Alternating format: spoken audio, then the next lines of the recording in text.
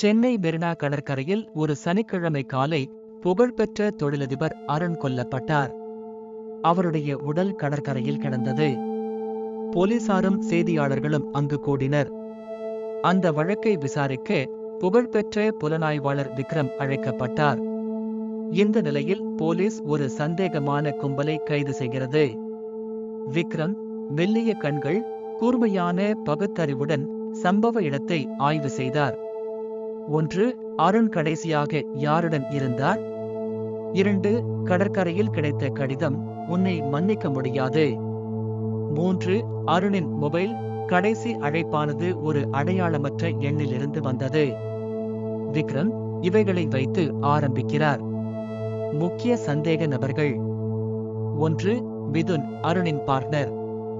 சமீபத்தில் இருவருக்குள் வணிகத் தகராறு. 2. சரண்யா, அருணின் காதலி. சில மாதங்களுக்கு முன் உறவில் பிரச்சனை. 3. கார்த்திக், அருணின் மர்ம நண்பர். கடைசி நேரத்தில் அருணுக்கு மிஸ்ட் கால் வைத்திருந்தவர். விக்ரம் ஒவ்வொருவரையும் விசாரிக்கிறார். விக்ரம் அருணின் மொபைல் கால்களை விசாரித்து கடைசி மெசேஜை கவனிக்கிறார்.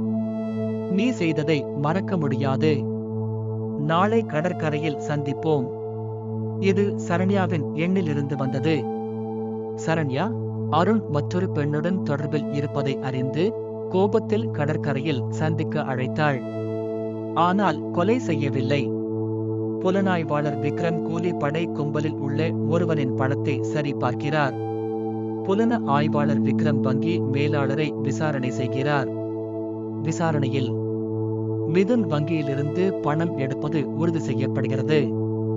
அனைத்து ஆதாரங்களை இணைத்த போது உண்மையான குற்றவாளி மிதுன்தான். மிதுன் அருணுடன் வணிக தகராறு காரணமாக கூலிப்படை கொண்டு கொலை செய்தான். விக்ரம் தன் நுண்ணிய பகுத்தறிவால் உண்மையை கண்டுபிடித்து போலீசாரிடம் அவரை ஒப்படைத்தார்.